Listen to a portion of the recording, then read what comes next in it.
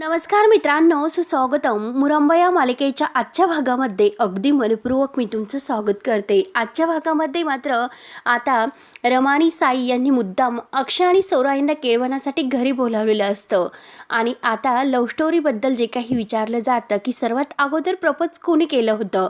अक्षय सांगतो की सौराने केलं होतं आणि सौरा आता ही रमाला म्हणते की अक्षयने केले होते. आणि जेव्हा आता जेवणासाठी ताटावर बसतात आणि आता रमा आणि साई त्यांना घास भरवायला सांगतात, तर आता जेव्हा अक्षय घास भरवायला जातो तेव्हा रमा म्हणते की नाही, अगोदर मात्र तुमच्यामध्ये सर्वात अगोदर प्रपोज कोणी केलं होतं हे सांगायचं. म्हणून आता रमा त्यांना अडवते.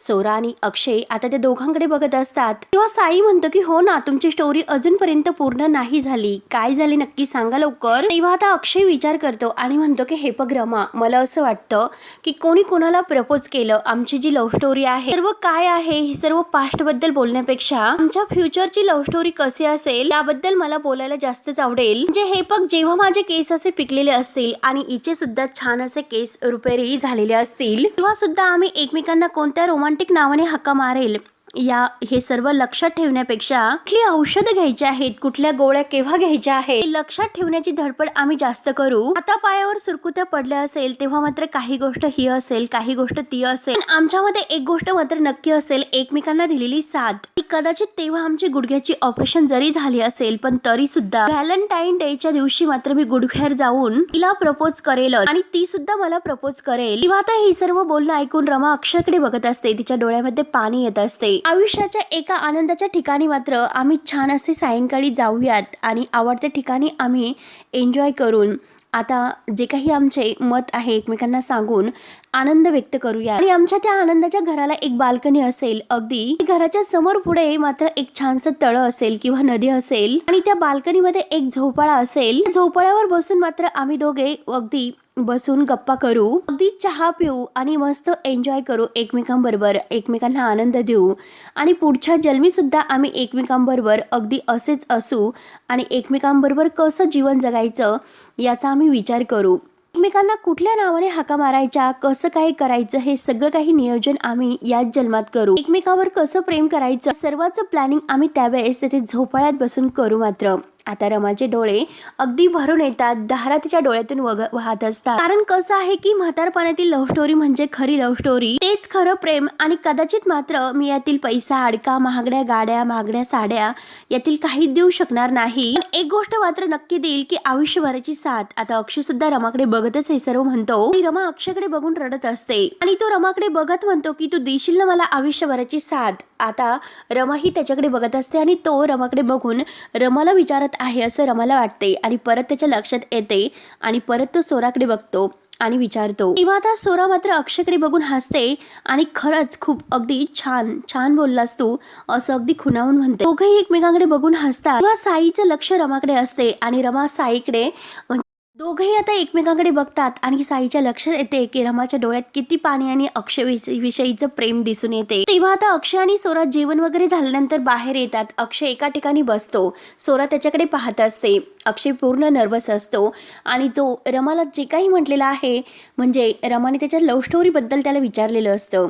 तेव्हा आता अक्षयने तिला उत्तर दिलेलं असतं की पास्टबद्दल बोलण्यापेक्षा आमच्या फ्युचरचे लव्ह स्टोरी कसे असेल हे मात्र मला सांगणं जरा छानच वाटेल.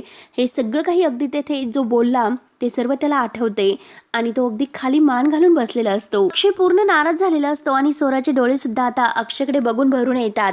सौराला सुद्धा खूप वाईट वाटतं अक्षयची ती अवस्था बघून. तेव्हा सौरा लगेच आता समोरच्या झाडाचं एक फूल घेऊन येते. अक्षय समोर ते फूल धरून ती उभी राहते आणि त्याच्याकडे बघून हसत असते. तेव्हा आता अक्षय तिच्याकडे बघतो आणि विचारतो की हे सर्व काय आहे. तेव्हा सौरा म्हणते की गुलाबाचं फूल आणि ते तुझ्यासाठी. तेव्हा आता अक्षय म्हणतो की माझ्यासाठी आणि अक्षय ते गुलाबाचं फूल घेतो. तेव्हा आता सौरा त्याच्या शेजारी बसते. अक्षयला म्हणते की अक्षय, मी तुला आजपर्यंत सांगू का, कुठलाही अगदी पुरुष मी इतका लॉयल बघितलाच नाही. आणि जेव्हा तू तुझ्या फ्युचर बद्दल बोलत होतात ना तेव्हा तू सगळं काही तिच्याबद्दल बोलत होतात. खरंच किती कमाल आहे हे फक्त मी ओळखलं. बघ ना, अरे असा मुलगा आपला मित्र आहे हेच किती भारी आहे बरं. तेव्हा आता अक्षय विचारतो की म्हणजे हे सगळं मी तिच्याबद्दल बोलत होतो हे तुला कळले का. तेव्हा मात्र सौरा म्हणते की अरे नक्कीच हे कुणाला सुद्धा कळत होतं. कारण तुझ्या डोळ्यात ते स्पष्ट दिसत होते की तू तिच्याबद्दल हे सर्व बोलत होता. तेव्हा मात्र मग अक्षय नाराजच असतो आणि तो विचारतो की तिला काय हे सर्व दिसत नसेल, माझ्या डोळ्यात असणारं प्रेम आणि तिच्याबद्दल बोलणं जाणारं, मला जे काही होणारा त्रास आहे, वेदना आहे, यातना आहे, तिला काय हे सर्व दिसत नसेल. तेव्हा आता लगेच सोरा म्हणते की हे बघ, पुरुष स्वतःला जो त्रास होतो तो पटकन बोलून दाखवतो, स्त्रिया मात्र तशा नसतात. बऱ्याचशा गोष्टी मनातल्या मनात ठेवत असतात. एक गोष्ट तू ऑब्झर्व केलीस का, जेव्हा तू तुझ्या फ्युचर बद्दल सांगत होता तेव्हा मात्र तुझ्या स्वप्नात ती स्वतःला शोधत होती. तेव्हा आता अक्षयला असं झालेलं असतं की माझ्याकडे ती धावत केव्हा येईल आणि का मला ती हे सर्व सांगत नाही आणि केव्हा ती इतकी धावत येईल आणि मला सर्व काही सांगेल. आता सोरा पूर्णपणे ओळखते की रमावर कुठली तरी अशी एक जबाबदारी आहे की ती जबाबदारी तिला मागे खेचते आणि ती जबाबदारी तिला मात्र तुझ्यापर्यंत येऊनच देत नाही. तिचं मन खूप आहे, तुझ्यावर प्रेम आहे हे तिचं स्पष्ट डोळ्यातून दिसून येते, पण काहीतरी असं आहे की जे तिला इतकं मागे तुझ्यापासून अगदी दूर नेत आहे. म्हणजे हे बघ, असं मला जाणवलं, त्यावरून मी तुला हे सर्व सांगते. आणि हे बघ, खरं तर रमाचं तुझ्यावर खूपच प्रेम आहे. दुसऱ्या बाजूला मात्र तिचा नाईलाज सुद्धा होतोय. तो नाईलाज नक्की काय आहे हे अक्षय आपल्याला शोधून काढायचं आहे, कारण जोपर्यंत आपण हे सर्व शोधत नाही तोपर्यंत तुझ्यापर्यंत ती येऊ शकणार नाही, असं मला तरी जाणवलं. हे बघ. तेव्हा आता अक्षय सोराच्या बोलण्याचा विचार करतो आणि सोराला म्हणतो की हे बघ, मी रमाला मात्र माझ्या मनापेक्षा जास्त ओळखतो. स्वतःहून कधीच काही बोलणार नाही, स्वतःहून काही सांगणार नाही, त्यासाठी तिला बोलतं करावं लागेल. आणि ती हे सर्व का बोलत नाही, त्याचं कारण नक्की काय आहे हे सगळं तिच्या तोंडातून आपल्याला वधून घ्यावं लागेल. नक्की तिच्या मनात आहे तरी काय, हे काही तिच्या मनात आहे तर त्यासाठी मात्र आपल्याला तिचं मौन तोडावं लागेल आणि तिच्या मनातील सगळं काही अगदी जाणून घ्यावं लागेल. किंवा आता सोरा अक्षयकडे बघत असते, अक्षय खरंच रमावर किती प्रेम करतो आणि रमाला हे का दिसत नसेल, असं मात्र आता ती अक्षयबद्दल विचार करत असते. खरंच तिला अक्षय खूप ग्रेट वाटतो आणि अक्षयला ती साथ देण्याचं ठरवते. त्यानंतर आता इकडे दुसरीकडे रमाची सुद्धा तीच अवस्था असते. रमा मात्र खूप नाराज बसलेली असते आपल्या रूम मध्ये. आता ती अगदी अक्षयचाच विचार करत असते. अक्षय आता जेवणाच्या वेळेस जे काही बोललेला आहे, गुडघ्याचे ऑपरेशन जरी झाले असेल तरी सुद्धा गुडघ्यावर बसून मी आता प्रपोज करेल आणि पुढच्या जन्मी सुद्धा एकत्र असताना कसं जगायचं याचं प्लॅनिंग करेल. पैसा अडका मी यातील काही देऊ शकणार नाही, परंतु एक गोष्ट मात्र नक्की देऊ शकेल, ती आयुष्यभराची साथ. या सगळ्या अगदी गोष्टीचा बारीक रमा विचार करते आणि सारखं सारखं तिला तेच विचार मनामध्ये येत असतात. सगळ्याचा विचार करून ती मनात म्हणते की अक्षय, तुला कसं सांगू की आपण परत एकत्र नाही येऊ शकणार. नियतीने आपल्याला एका वेगवेगळ्या वळणावर आणून सोडलेलं आहे. इथे आपण सोबत असून सुद्धा एकमेकांच्या जवळ आणि सोबत नाहीत. आणि हे बघा अक्षय, तुम्ही माझ्यावर इतकं प्रेम करतात, खरंच मला स्वतःचाच हेवा वाटतो आणि या प्रेमात फक्त आणि फक्त मला त्रास होतोय, फक्त वेदना होतात. आणि तेवढ्यात रमाचं दुसरं मन आहे तर ते रमाच्या समोर येऊन उभे राहते आणि रमाला सांगते की रमा, अगं किती काही आता इतका विचार केला तरी सुद्धा काय उपयोग आहे सांग बरं. रमा लगेच उठून बसते तर आता तिचं दुसरं मन तिला सांगते की अगं आता वेळ खूप जवळ आलेली आहे, जे काही सुरू आहे ते सर्व आता संपवावं लागणार आहे. तुझ्या एका नवीन आयुष्याची सुरुवात तुला आता करावी लागेल. तेव्हा आता रमा म्हणते की काही संपवावं लागेल. तेव्हा तिचं दुसरं मन म्हणतं की अगं तुझ्या आणि साईच्या आयुष्यासाठी नाही म्हणत मी, अक्षयसाठी म्हणते की अगं अक्षयला सुद्धा त्याच्या नवीन आयुष्याची सुरुवात करून दे ना. पण तू मात्र तुझा निर्णय घेतलेला आहे आणि जोपर्यंत तू त्याच्या आजूबाजूला अशी असशील तोपर्यंत तू मूव्ह ऑन नाही करू शकणार. तुला कळायला हवं आणि तो नक्की काय बोलला हे तुला कळाले. आणि सोराला हे सर्व कळाले नसेल का, अगं ती तर त्याच्याबरोबर नवीन आयुष्याची स्वप्न बघते, तिच्या मनाला काय वाटलं असेल याचा विचार केलास का तू. किंवा आता रमा आणखीनच विचारात गुंतली जाते की नक्की काय करू आणि काय नाही. अगदी विचारांचं टेन्शन तिला येत असतं. आणि हे बघ रमा, आता अंतिम निर्णय घेण्याची वेळ आलेली आहे, ती पण जवळ. मागे वळून बघण्यात कोणताही अर्थ नाही. शेवटी तुला तुझा निर्णय घ्यावाच लागेल. स्वतःला आणि अक्षयला या सगळ्यातून बाहेर काढावं लागेल. तेव्हा आता रमा आपल्या मनाला विचारते की हे सगळं सोपं वाटतं का तुला. तेव्हा आता रमा म्हणते की तू या सगळ्याचा विचार कर. अक्षय कारण त्याचं सुख शोधत आहे आणि तुझा सुद्धा त्याच्या विचार मनामध्ये आहे. तू सुद्धा तुझ्या आयुष्यात सेटल होणार आहे, तू सुद्धा नवीन आयुष्याची सुरुवात करते, मग कशाला मात्र हे सगळ्या जुन्याचा विचार करते आणि अक्षयचा विचार का मनात आणतेस. अगं तू त्याच्यावर प्रेम तर करत आहे, परंतु त्याच्याबरोबर अगदी नवीन आयुष्याची सुरुवात तर करू शकत नाही. तू फक्त त्याला अगदी जाळण्याचा प्रयत्न करत आहे, मग कशाला आता तू त्याला अगदी दुःखात ठेवण्याचा प्रयत्न करते. त्याला सुद्धा आता स्वतःच्या नवीन आयुष्याची सोराबरोबर सुरुवात करून दे. कशाला त्यांच्यामध्ये येत असते. जे काही आहे ते स्पष्टपणे अगदी सांग आणि आपल्या मनातील अगदी इच्छा दाबून ठेवण्यापेक्षा अगदी मनमोकळेपणाने तू अक्षयशी बोल. आणि हे बघ अगं, तू याचा विचार कर, अक्षयच्या मनाचा विचार कर. किती काही झालं तरी आता तू अक्षयला असं दुःखात बघू शकेल का. अगदी तू सगळ्याचा विचार तरी कर एकदा. आणि हे बघ आता हे सर्व करत असताना मात्र एकदा एक विचार कर, कुणाच्याही मनात मात्र कोणत्याही प्रकारची कटुता यायला नकोय. म्हणजे दोघांचीही मनं अगदी नाराज व्हायला नको. तू सुद्धा अक्षयच्या मनाचा विचार कर आणि अक्षय सुद्धा तुझ्या मनाचा विचार करेल. बघ आता वेळ जवळ आलेली आहे. आता इतक्या विचार करण्यापेक्षा ह्या सगळ्याचा शेवट कर. आणि सगळ्याचा मात्र असा शेवट कर की एक असा गोड शेवट. वाईट दुसऱ्याची मनं नाराज करून असा शेवट करू नको. जे काही असेल ते गोड गोड वागून हे सर्व कर. तेव्हा आता लगेच रमा म्हणते की हो हे सर्व खरं आहे आणि या सगळ्यातून बाहेर पडावंच लागेल. या सगळ्याचा शेवट मला करावाच लागेल. पण गोड शेवट मला करावा लागेल. तेव्हा आता पक्का असा मनाचा ती निर्धार करते आणि आपल्या मनाचा विचार करून ती मात्र आता सगळ्याचा गोड शेवट करण्याचा ठरवते. तेवढ्यात आता इकडे तिकडे बघते तर तिचं मन आहे ते तिच्या समोरून गायब होतं. आणि आता मात्र ती विचारात पडते नक्की काय करायचं आहे काय करायचं नाही. या सगळ्याचा विचार मात्र ती आता करत असते. रमाला आता खूप टेन्शन येतं की हे सर्व कसं करायचं, गोड शेवट कसा करायचा. त्यानंतर आता इकडे दुसरीकडे माईंची आता लग्नाची खूप घाई सुरू असते. लग्नाच्या पत्रिका वगैरे सगळं काही अगदी लवकरात लवकर अगदी हँडल करायचं. आणि ती फोनवर बोलत असते की हो लवकरात लवकर तुम्हाला पत्रिका मिळेलच. आणि पत्रिका मात्र दिल्याशिवाय शुभ कार्याची सुरुवात कशी होईल बरं.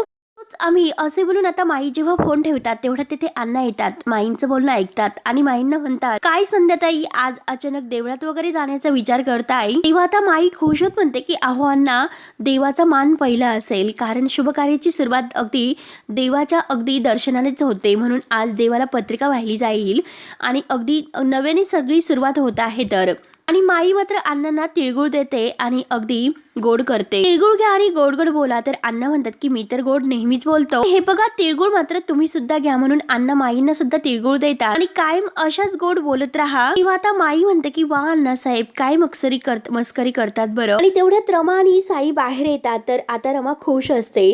आता माई लगेच म्हणते की हे चल हे पोरी तिळगुळ घे आणि साईचा आशीर्वाद घे. साईला तिळगुळ दे. किंवा आता साई म्हणतो की मी सुद्धा देतो. तर रमा म्हणते की नाही. किंवा मात्र आता रमा नाही म्हणते. तर नाही म्हटल्यानंतर माई म्हणते की काय ग काय झालं का नाही म्हणतेस.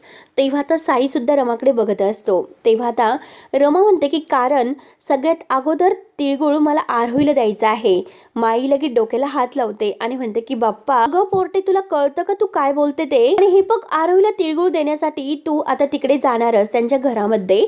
तिला तिळगुळ द्यायचं म्हणते सगळ्यात अगोदर. मग तिकडे त्यांच्या घरात गेल्यानंतर अक्षयला आणि त्यांच्या घरच्याला तू तिळगुळ दिल्याशिवाय राहणार आहेस का. अगं वेडी आहेस का तू काय बोलतेस तू. अगं सगळ्यात अगोदर आपल्या माणसांना तिळगुळ द्यायचा असतो. लोकांना मात्र वाटत फिरायचा गावभर. म्हणून माई आता खूपच चिडलेली असते. आता रमाला सुद्धा माईच्या या बोलण्याचा आणखीन राग येतो. रमा म्हणते की ती लोक नाही तर ती माझीच माणसं आहे ते लक्षात ठेवा. कारण या कुटुंबा अगोदर ते कुटुंब माझं होतं आणि आरोही बरोबर तर माझं रक्ताचं नातं आहे. त्यामुळे मात्र आरोहीला मी सगळ्यात अगोदर तिळगुळ देणार म्हणजे देणार. तेव्हा आता माई भयंकर चिडते. माई म्हणते की हो हो देच मग तू. आणि तेवढ्यात साई म्हणतो की थांबा थांबा आणि दोघींना शांत राहायला सांगतो. काय तुम्ही दोघे एकमेकींशी असं भांडतात बरं. शांत राहा एकदाच. सणाचा दिवस आहे त्यामुळे घरात उगाच भांडण वगैरे नकोय आणि दोघी एकमेकांशी अगदी भांडू नका. आणि तो रमाला म्हणतो की रमा हे बघा तुमच्या मनाला जे काही योग्य वाटेल तेच आपण करूयात. कारण कसं आहे की मन मारून देवळात जाण्यापेक्षा कधीही मन मोकळं झालेलं बरं असतं. तेव्हा लगेच माई रागाने साईला म्हणते की हो हो तू सुद्धा तिच्याच अगदी होला हो कर. तिच्या मनासारखंच वागत जा. तुझ्या मनासारखं मात्र काही करत जाऊ नको. तेव्हा मात्र माई अण्णासाहेबांना म्हणते की बघतात ना तुमच्या डोळ्यासमोर हे सर्व काय चालले ते. तेव्हा आता अण्णा सुद्धा माईंना उत्तर देतात की मला साईंचं म्हणणं पटत आहे. आता हे ऐकून माई म्हणते की काय हे बोलणं अण्णासाहेब तुमचं. तेव्हा मात्र आता अण्णा म्हणतात की अहो हे बघा संक्रांत म्हणजे नक्की काय असतं. एकमेकांच्या वरील जो काही राग असतो द्वेष असतो सगळं काही विसरून जाऊन आयुष्यामध्ये गोडवा निर्माण करण्याचा सण आहे किंवा नाही. मग करून दे ना तिला ते सर्व. आणि तसंही अगदी जुन्यातून मुक्त झाल्याशिवाय आयुष्याची नवीन सुरुवात कशी करता येईल. आणि तिला सुद्धा ती नवीन सुरुवात तर करून द्या. एकदा तिने आरोहीला तिळगुळ दिला तर तिला बरं वाटेल. त्यामुळे तिच्या मनासारखंच होऊन द्या. कसं आहे की मनावर ओझं अगदी घेऊन सहन करण्यापेक्षा तिने जर एकदा आरोहीला तिळगुळ दिला तेव्हा तिच्या मनावरचं ओझं सुद्धा हलकं होईल. आणि अण्णा मात्र रमाला म्हणतात की होऊन दे तुझ्या मनासारखं. मला एक गोष्ट सांगा की नाती कितीही बदलली तरी सुद्धा मात्र एक आई तिच्या पोटातील मुलीविषयी तिची माया बदलू शकेल का. तिचं माया आणि प्रेम कमी होईल का. नाही ना. ती आपल्या मुलीला कधीही नाही विसरू शकत. तेव्हा आता माई म्हणतात की अहो पण लोक काय म्हणतात की आपण जर त्या अक्षयच्या घरी. तेव्हा आता अण्णा म्हणतात की हे बघा, लोकांना काही म्हणून द्या, लोकांच्या बोलण्याचा मला विचार करायचा नाही, माझ्या लेकीच्या आनंदापुढे मी जगाचा विचार करत नसतो संध्या मॅडम. तेव्हा आता माई रागानेच म्हणते की ठीक आहे, तुला जायचं आहे ना तिकडे त्या मुकदमांच्या घरात, तर तुझ्या मनासारखं होऊन दे, जा एकदाच तू तिकडे, म्हणजे आम्ही सुद्धा तुमच्या सोबतच येतो, म्हणजे कसं होईल की अक्षयला सुद्धा तिळगुळ आम्हाला देता येईल. तर तेव्हा आता रमा सुद्धा हसते आणि खुश होते. तेव्हा आता लगेच माई चला असं म्हणते. अण्णा म्हणतात की बघा आता कसं ठिकाणावर आलात आणि योग्य बोललात, आणि हे बघा आपण सगळे मिळून तिकडे मुकदमांच्या घरी जाऊ. आणि अण्णा रमाला विचारतात की रमा, अगं तुला आम्ही आलेले चालणार आहोत ना. तेव्हा आता रमा खुश हो म्हणते. तर अण्णा म्हणतात की चला आता निघूयात आपण सगळेजण. आई म्हणतो की झालं की नाही सगळ्यांच्या मनासारखं, मग चला आता सगळेजण निघूयात. तेव्हा मात्र अण्णा, माई आणि साई हे पुढे होतात, रमा मात्र मागेच थांबलेली असते. तेव्हा मात्र आता रमा त्या अगदी हातातील तिळगुळाकडे बघत असते. त्यानंतर आता इकडे दुसरीकडे शशिकांत, अक्षय, सोरा हे सगळेजण नाश्ता करत बसलेले असतात आणि आता घडलेला सर्व प्रकार शशिकांतला सांगितला जातो. शशिकांत आता हे सर्व ऐकून म्हणतो की आई शपथ, म्हणजे रमा दबावाखाली या लग्नाला तयार झालेली आहे. तर बघ अक्षय, आपल्याला आतापर्यंत जे काही कळालं नाही ते बरोबर सोराला एकदाच कळालं. तेव्हा आता शशिकांत विचारतो की अगं सोरा, मोबाईल जरा बाजूला ठेव आणि मला सगळं सांग की हे सर्व खात्रीने तुला कसे समजले, नक्की रमा दबावाखाली अगदी लग्नाला तयार झालेली आहे ते. त्यावर तर सोरा म्हणते की एक्झॅक्टली मला ते माहिती नाही, एक स्त्री म्हणून आता दुसऱ्या स्त्रीच्या मनातील ज्या भावना आहेत, जे काही दबाव आहे ते सर्व मला जाणवले आणि म्हणून मी तसं तुम्हाला सांगितले. तेव्हा आता अक्षय या सगळ्याचा विचार करून म्हणतो की म्हणजे तिच्यावर नक्की कसला दबाव आहे हे आपण शोधलं पाहिजे. तर नक्की तिचं हे सर्व अगदी वागण्याचं मूळ कारण काय आहे हे आपण शोधलं पाहिजे. तेव्हा आता सोरा म्हणते की ऍक्च्युली हे बघा ते सर्व आपण करूयात, परंतु मला आज सुट्टी हवी आहे. म्हणजे कसं की एवढे दिवस झाले मी पाचगणीत आले आणि पाचगणी मात्र अजूनपर्यंत फिरले नाही, त्यामुळे आज मात्र मला सुट्टी घ्यावीशी वाटते, मग मी सुट्टी घेऊ असं का. तेव्हा शशिकांत आणि अक्षय हसतात. त्यानंतर आता शशिकांत बोलत असताना त्याच्या मोबाईलवर एक कॉल येतो आणि कॉल घेतो तर त्याला धक्काच बसतो आणि तो म्हणतो की काय सांगतात तुम्ही, हे नक्की खरं आहे. आणि तेव्हा शशिकांत खूप घाबरल्यासारखा माय गॉड असं म्हणतो आणि ठीक आहे ठीक आहे. तर सोरा उठून उभी राहते आणि अक्षय सुद्धा शशिकांतकडे बघत असतो की नक्की काय झालं असेल. तेव्हा मात्र आता अक्षय विचारतो की बाबा काय झालं, नक्की तुम्ही कुणाशी बोलत होतात.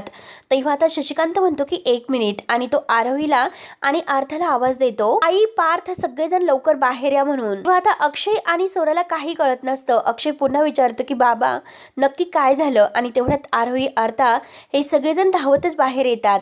शशिकांत म्हणतो की एक मिनिट अक्षय थांब. सगळेजण बाहेर येतात तर पार्वती आजी विचारते की शशिकांत काय झाले.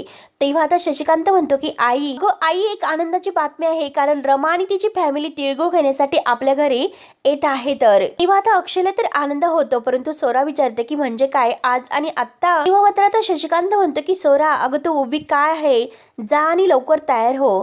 तेव्हा आता सोरा म्हणते की काका पण मला आज सुट्टी हवी होती. तेव्हा आता अक्षय म्हणतो की प्लीज प्लीज. तर शशिकांत म्हणतो की अगं सुट्टी कसली, आज तर टर्निंग पॉइंट आहे सोरा. सोरा लक्षात घे, आज मात्र तिळगुळ घेताना रमा मनातील सगळं काही सत्य अक्षयला सांगणार आहे, तर अशी परिस्थिती आपण निर्माण करायची. झाले ना मग आता तयारीला लागा. तेव्हा सोरा विचारते की पण नक्की काय करायचं आहे. तेव्हा शशिकांत नक्की काय करायचं आहे प्लॅन बद्दल तो आता सगळ्यांना समजावून ठेवतो. शशिकांतचा हा प्लॅन ऐकून सगळेजण खुश होतात, परंतु ताराने मात्र आता हे सर्व ऐकलेलं असतं. हे सर्व ऐकून बाकीचे सर्वजण खुश तर होतात, परंतु तारा सुद्धा आता तिला माहिती झाल्यामुळे खुश होते. तेव्हा आता शशिकांत विचारतो की चला तर मिशन रमासाठी आता सगळेजण तयार आहात ना.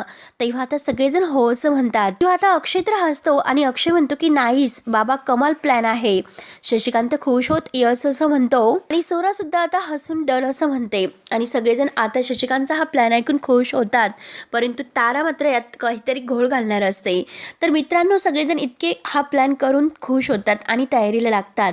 तर हा भाग येथे संपतो. पुढील भागामध्ये आता मात्र जेव्हा सगळेजण तिथे तिळगुळासाठी आलेले असतात आणि तिळगुळाच्या कार्यक्रमासाठी मात्र तेथे आता रमा आणि साई यांना एकमेकांचा हात धरून आता ओळखायला सांगतात. तेव्हा आता साई ताराचा हात धरतो आणि म्हणतो की ह्या आहेत अगदी रमा. आईने मात्र रमाला काही ओळखलेलं नसतं आणि रमाला खूप वाईट वाटतं. तेव्हा मात्र आता अक्षय बरोबर सोराचा हात पकडतो आणि म्हणतो की सोरा तुला काय वाटलं, मी बरोबर सगळं काही स्पर्श करून ओळखलं.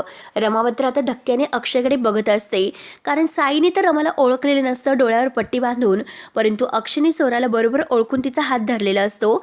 मात्र आता तो सोराला एक तिळगुळ देतो आणि तिळगुळ जेव्हा सोरा खाते त्यामध्ये मात्र आता सोराला अंगठी सापडते. मात्र आता रमा म्हणते की तुमचं खरंच आता सोरावर प्रेम आहे, त्यामुळे हा शेवटचा घास म्हणून ती आता अक्षयला तिळगुळचा घास भरवते आणि ती लगेच आता साईच्या हाताला धरते आणि साईच्या हाताला धरून आता ती म्हणत असते की ना आपल्यात काही शब्द उरले आणि ना काही प्रेम, आता आपला हा जो काही गोड आहे तो शेवट झालेला आहे आणि साईच्या हाताला धरून ती मात्र त्याला तेथून घेऊन जाते. मात्र आता सोरा ही शशिकांतला म्हणते की आता इतकं सगळं होऊन सुद्धा तिचा आणखीन काही विश्वास बसलेला नाही.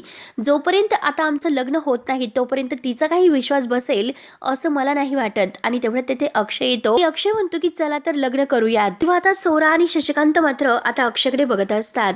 तेव्हा आता मित्रांनो पुढे काय होतं हे बघण्यासाठी आपल्या चॅनलला नक्की सबस्क्राईब करत राहा. धन्यवाद.